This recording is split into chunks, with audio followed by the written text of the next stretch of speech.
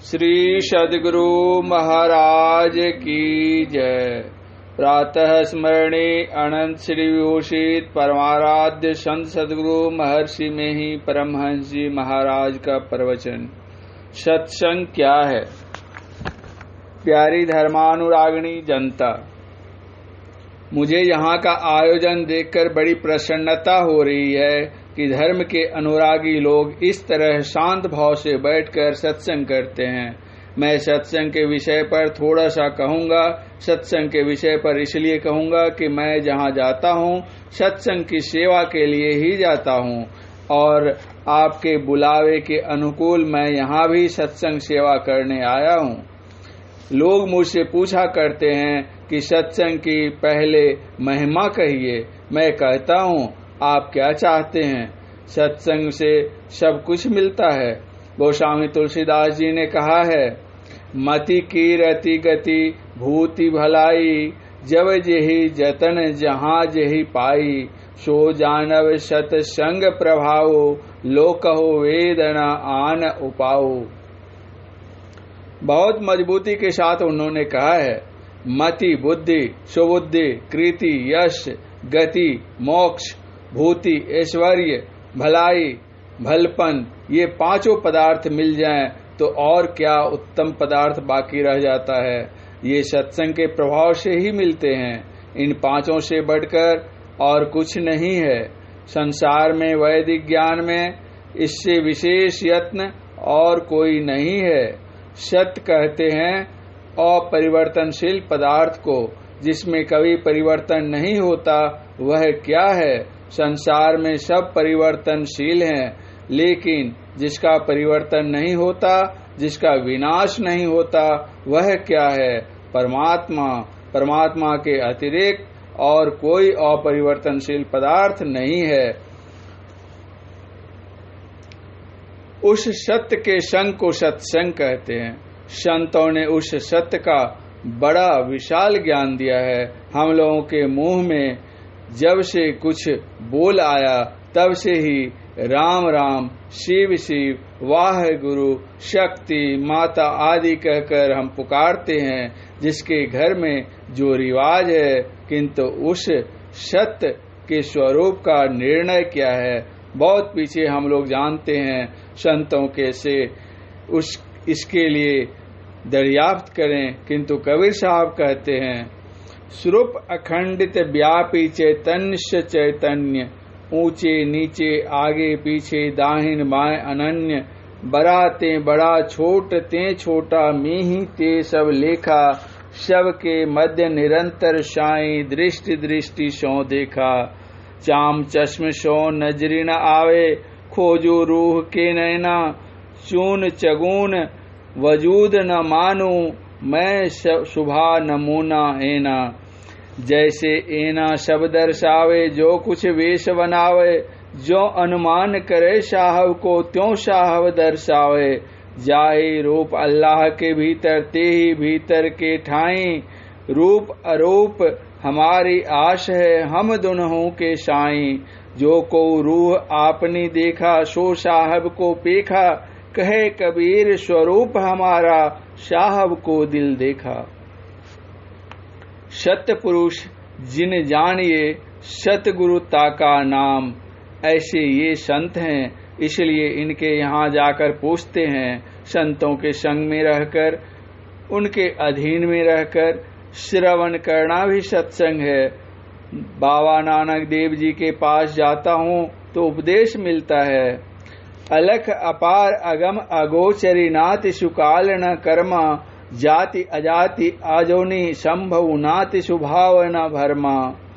साचे सचियार बिटहु कुर्बानु, नातिसु रूप बरनु नहीं रेखिया, साचे शब्द निशानु, नातिसु मात पिता सुत बंधप, नातिसु काम न नारी, अकुल निरंजन अपरंपरो, सगली ज्योति तुम्हारी। घट घट अंतरी ब्रह्म लुकाइया, घटी घटी ज्योति सवाई, बजर कपाट मुक्ते गुरमति, निर्भय तारी लाई। जंत उपाय कालु सिरिजंता, बस गति जुगति सवाई, सतगुरु सेवी पदार्थु पावई छुटही शब्दु कमाई। सूचे भारे साचु समावे बिरले सूचाचारी। तंते कऊ परम संतु तंतु मिलाइया नानक शरणी तुम्हारी। गोस्वामी तुलसीदास जी के पास जाने से वे कहते हैं, व्यापक व्याप्य अखंड अनंता अखिल अखिल अमोघ शक्ति भगवंता। अगुण अदभ्र गिरा गोतीता शवदर्शी अनवद्य अजीता। निर्मल निराकार निर्मोहा नित्य निरंतर निरंजन सुख संदोहा। प्रकृति पार प्रभु सब उर्वासी ब्रह्म निरीह विरज अविनाशी। यहाँ मोह कर कारण नाही प्रविशन मुख तम कबहु की जाही। इस तरह संतों से हम ज्ञान पाते हैं। ईश्वर के संबंध में हमको सब मजहबों से विदित कराया गया है कि वह सबसे प्रथम का है, उससे पहले का और कुछ नहीं। सबसे पहले का जो परम सनातन पदार्थ है वह कैसा है? प्रकृति मंडल को भरकर भी पड़े है। प्रकृति पार प्रभु सब उर्वासी ब्रह्म निरीह बिरज अविनाशी। विंध्याचल के उत्तर 3 संतों कबीर साहब, गुरु नानक साहब तथा गोस्वामी तुलसीदास जी महाराज को लोग विशेष रूप से जानते हैं। ईश्वर के संबंध में इन संतों के वचनों से जानने में आता है कि तीनों के वचन एक हैं। कबीर साहब ने अनंत, गुरु नानक साहब ने अलख अपार और गोस्वामी तुलसीदास जी ने भी अनंत कहा। कबीर साहब ने कहा कि वह चेतन को भी चेतन करने वाला है, आगे पीछे ऊपर नीचे अर्थात सब तरफ वह है, सबसे बाहर और सबके भीतर है सब में सब ही ते न्यारा। गुरु नानक देव जी ने अलख अपार कहकर अनंतता को ही जनाया है और उस पर अपने को न्योछावर करने कहा। सबसे पहले का पदार्थ कैसा है? सबसे पहले का पदार्थ कुछ न कुछ अवश्य होना चाहिए, जिसके अतिरिक्त कुछ अवकाश बच जाए वह सबसे पहले का नहीं होगा। जो सबसे पहले का होगा वह सर्वव्यापक और उसके भी परे होगा, उसके अतिरिक्त और कुछ नहीं होगा। जो असीम है, अनंत है, ऐसा पदार्थ सबसे पहले का होगा। ऐसा नहीं मानने से सब ससीम मानना होगा तो प्रश्न हो जाएगा कि उसके परे क्या है। एक अनादि अनंत कहे बिना ईश्वर हट नहीं सकता। जो अनादि अनंत है वह सबसे विशेष व्यापक है। जो सबसे विशेष व्यापक होता है वह सबसे विशेष सूक्ष्म होता है। एक सिर बर्फ की व्यापकता से उसके पानी की और पानी से उसको वाष्प बना लेने पर उसके वाष्प की व्यापकता अधिक होगी।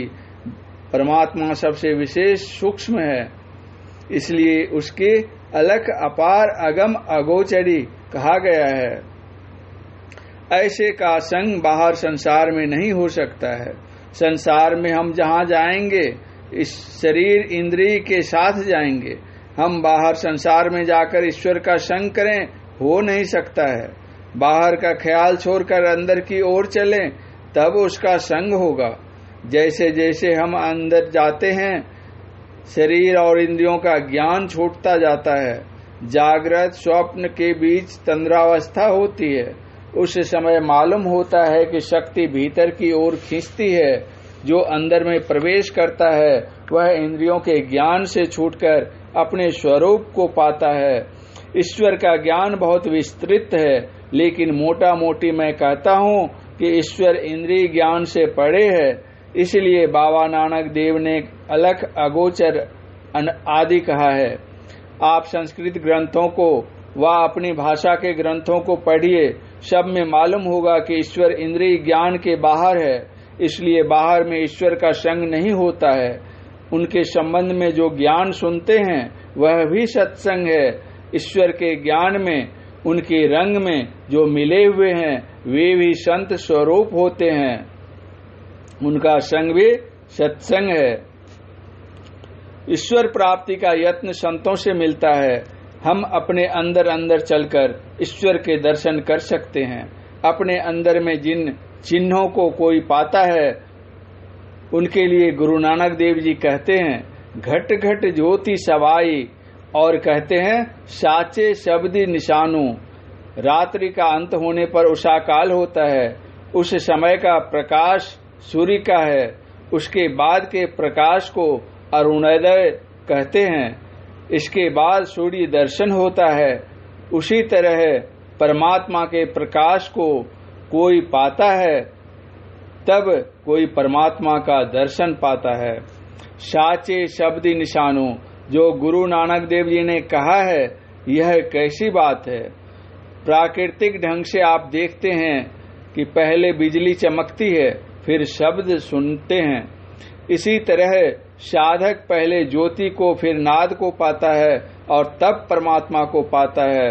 जो परमात्मा के प्रकाश में अपने को ले जाता है वह ईश्वर के दया दान को पहचानता है और परमात्मा के शब्द को भी वह पाता है। कबीर साहब ने कहा है कि शब्द गहियो जीव संशय नाही, साहब भयो तेरो संग। ईश्वर चेतन आत्मा के ज्ञान से जानने योग्य है, इंद्रियों के ज्ञान से नहीं। कोई पूछे कि रूप क्या है तो कह दीजिए कि जो आप आंख से देखते हैं। उसी तरह ईश्वर क्या है, तो जो चेतन आत्मा से जाना जाता है, इसी के प्रत्यक्ष ज्ञान को सत्संग कहते हैं। अभी एक विद्वान शबरी के विषय में कुछ कह रहे थे। श्री राम ने शबरी से 9 प्रकार की भक्ति का वर्णन किया है। प्रथम भगति संतन कर संगा, दूसरी रति मम कथा प्रसंगा, गुरुपद पंकज सेवा, तीसरी भगति अमान, चौथी भगति मम गुणगन, करई कपट तजिगान। मंत्र जाप मम दृढ़ विश्वासा, पंचम भजन सो वेद प्रकाशा, छठ दम शील विरति बहु कर्मा, नित्य निरंतर सज्जन धर्मा। सातम सम मोहि मय जग देखा, मोते संत अधिक करि लेखा। आठम जथा लाभ संतोषा, सपनहु नहीं देखई पर दोषा। नवम सरल सब सन छल हीना, मम भरोस ही हर्ष न दीना। प्रथम भक्ति से 5वीं भक्ति मंत्र जप तक सभी जानते हैं। इसमें जो सूक्ष्मता है सुनिए। नित प्रति दर्शन साधु के, असाधुन के संग, तुलसी काहि वियोगते, नहीं लागा हरि रंग। तो कहा मन तो रमे संसार में, तन साधुन के संग, तुलसी याहि वियोगते, नहीं लागा हरि रंग।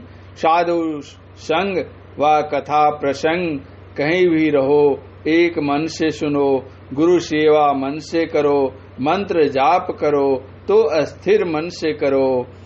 तन थिर मन थिर वचन थिर, सुरत निरत थिर होय, कह कबीर इस पलक को, कलप न पावे कोय। साधु संग में, कथा प्रसंग में, गुरु सेवा में, मंत्र जाप में, यश कीर्तन में, सब में मन की एकाग्रता चाहिए। छठी भक्ति में दमशीलता प्राप्त करने कहा। यह केवल विचार ही विचार से नहीं होता। मन को विचार से नियंत्रित करो ठीक है, लेकिन इतने से ही वह पूर्ण नियंत्रित नहीं होगा।